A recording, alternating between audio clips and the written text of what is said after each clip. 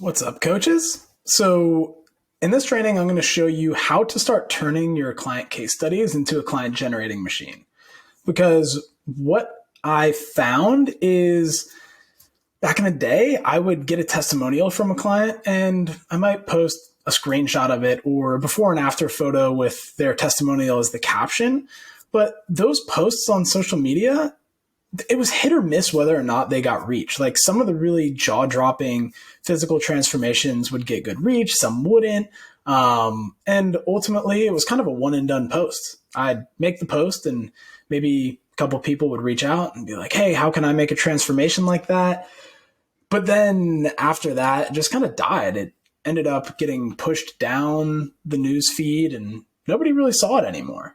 And so just didn't do much heavy lifting for me. And I thought there's got to be a better way because a lot of the bigger coaching companies out there, they've got just an entire wall of testimonials. Like Renaissance Periodization has an entire Instagram account with hundreds of thousands of followers dedicated to transformation photos.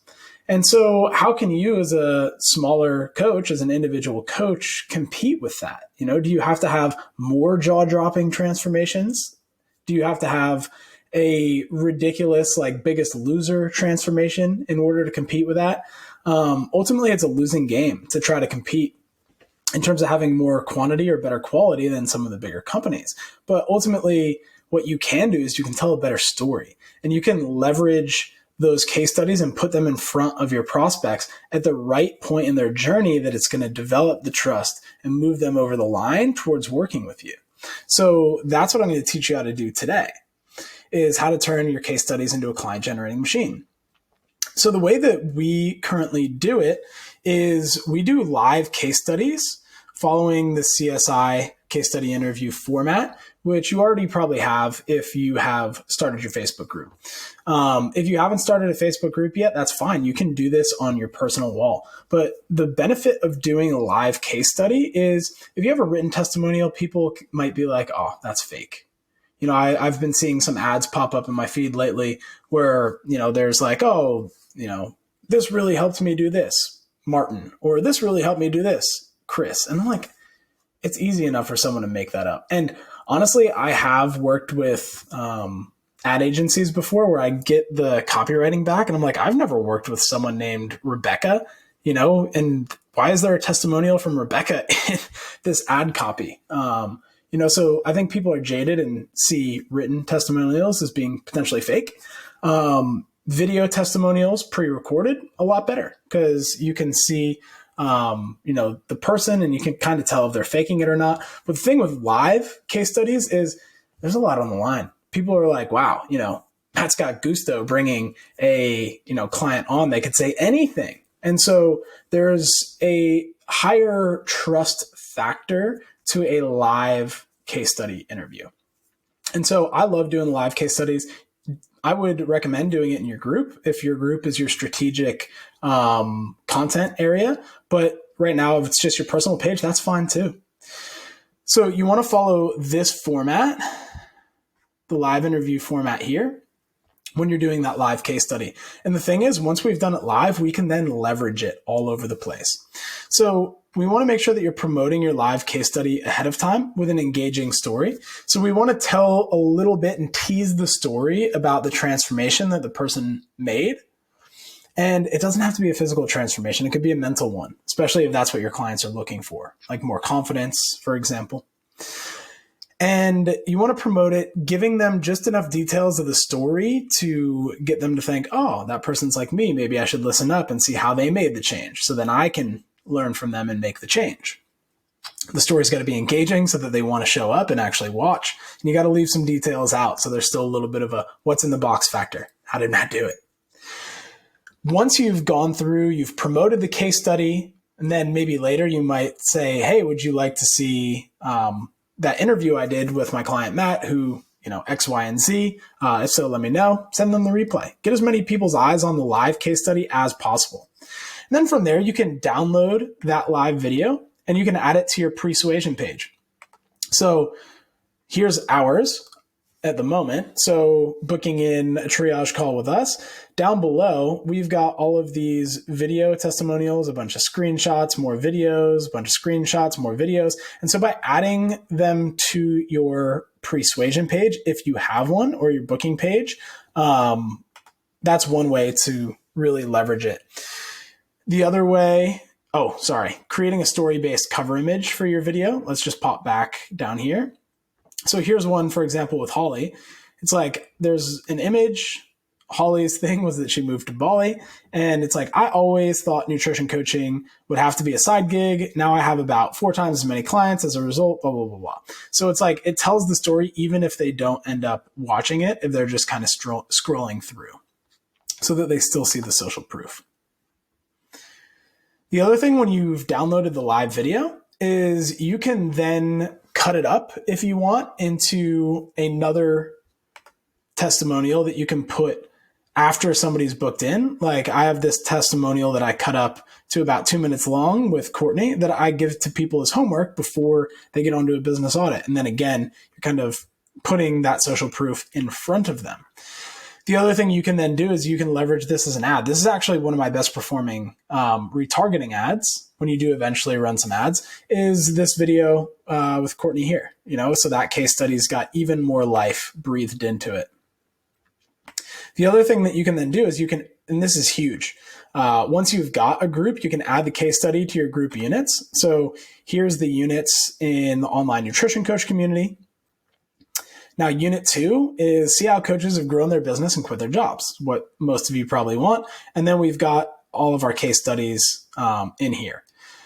And the good thing about it being in your group is that either you, or if eventually you hire a sales staff, you can come in here and you can start tagging people in these videos when they either book in a call or if they join your group. And let's say they answer a membership question and something about that membership question, you're like, oh, that person is a lot like Jane.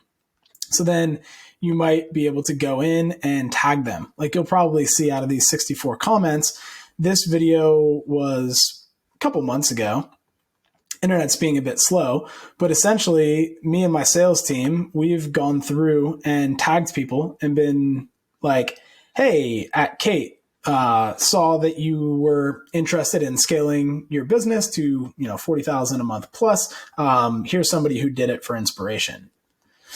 So you can see here, Sean tagged Christy, said this, you might find this useful. Now, here's what the benefit of tagging somebody in this video in your Facebook group is that it jumps up to the top of the timeline, jumps into people's news feeds. And so it's going to give the case study even more legs because you're tagging it. You want one specific person to watch it. But if somebody comes to your group's timeline, it's at the top and they might be inspired to watch it, to comment. And then oftentimes it'll bring a case study back up to the top and it starts getting legs again because some of the new members who haven't seen it are starting to engage and interact with it. And it's just building more and more trust in you that stays higher in your feed and people are seeing that awesome transformation and it's going to just build even more trust. Now, the other thing that we end up doing is I've created email campaigns that tell the story of the case study. They link to the unit in the Facebook group and make a call to action to book a call. And so once I've sent that out as a initial campaign, so I send that out to my whole list, and then I just see which ones have good open rates, which ones have good click-through rates to booking a call. And once I uncovered that, then I put the best ones into this email campaign. And the thing is, oftentimes I will look at a case study and I will think, okay, what are the objections that I am getting in sales conversations? And is there anything about the story told in this case study that could pre-handle that objection? And so oftentimes I will write the email because the thing is now you have a bit more control over the narrative when you're writing the email than just, whatever someone's interpretation of the video is. And so I can then write the email with the angle of pre-handling somebody's objection. I can then link out to the video so they can make the decision for themselves whether or not it pre-handles the objection. And if they want, they can then book in the call from the email. And so this email series here with the objection handling angle to each of the case studies, followed up with a 9-word email. This gets so many calls booked in for us. So definitely recommend doing that. And right here, leverage your new assets with the automated trust machine sales process. That's what I've already explained to you in terms of putting it on your persuasion page, creating homework with it, using it for ad retargeting, using it for emails, and also going through and tagging people in those case studies in your group units. So ultimately, this is a good format for running your live case study. You can run through this on your own, figure out if you want to do the questions any differently than I've outlined them here. And one thing that you can do to really multiply the impact of those live case studies is when you've got them scheduled in for your group, you can use it to kind of launch your program. Because when you've got that social proof going out, that's going to be the point where the interest and trust in what you offer is probably the highest for the month. Let's say if you're doing a monthly case study. And so we want to put more social proof in front of people and get a strong call to action in that same week to, for anybody that's got that trust, make that extraction of the trust, get them into a conversation and a call. So what I do when we've got a big case study coming up is oftentimes on the Monday, I'll share the theme of the case studies I'm going to share over the week. Sometimes I'll make it relevant to whatever the case study is that I'll eventually share on Thursday with a live. And then from there, I'll usually add like a written story about a client who's done it. Maybe, share the video if we've already done a video testimonial, maybe share a screenshot or just a photo of them. Photos of smiling clients always works well. And then on a Tuesday, I'll share another case study, usually with the same theme. So if my theme is like, it's possible to love your body and lose weight, then I might share another case study from someone who loved their body while losing weight. Or I might do a roundup of 2 or 3 similar case studies and just show people like, boom, boom, boom, boom, boom. I've got multiple people that I've helped to do this. And then that way, anybody who wants to love their body and still lose weight knows that you can help them. Wednesday, what you do is you tease the live case study for Thursday with a well-told story that fits the theme. And so I can show you an example, a recent example, and link it up in here as well. So by the time you look at this document, it'll be linked up. That way, you're getting leverage out of that case study because you're kind of teasing it live. You're starting to tell the story. People are already seeing like, wow, that can really help me. And then Thursday, you're just doing the live case study and you're making a strong call to action at the end of the live case study. Before you go to Q&A with the person, you're making that call to action. That's like, if you want to be getting results like Matt got, where you love your body the whole way, but you're still losing weight and you're keeping it off, then you should be booking in your best body transformation call today, whatever it happens to be. You want to say it with conviction. You want to make that strong call to action. And then that way, eventually in the future, when you are tagging people in that case study, the call to action is there. And it should always be towards your triage call, because if you're offering a lead magnet or anything that has a bit of an expiration date, but your case studies are going to be leveraged over and over and over, you want to make sure your call to action is to something that's going to be a bit more timeless, which is your triage call or your sales call. And then in addition to this call to action within the live case study, not everybody might make it to that call to action, or they might not be ready to book in from that call to action. Or maybe they didn't see the live case study, but they saw the earlier social proof and see the buzz of what's possible when working with you in the group. So on Friday, we want to make a really simple post, one of those posts that just has a background color, nothing too complicated. And you want to be saying something like, I'm on a mission to help more women to love their bodies while they're losing weight. Who is in? And then using emojis to, direct their attention.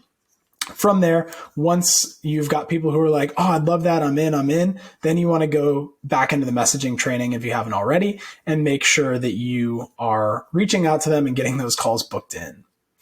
You can do different types of calls to action. Like you don't want to do the same one every month, for example, but this is a really effective one, the I'm on a mission post. So give this a go next time you do a live case study. And yeah, let's use it to launch and get your client acquisition through the roof. Cheers, y'all.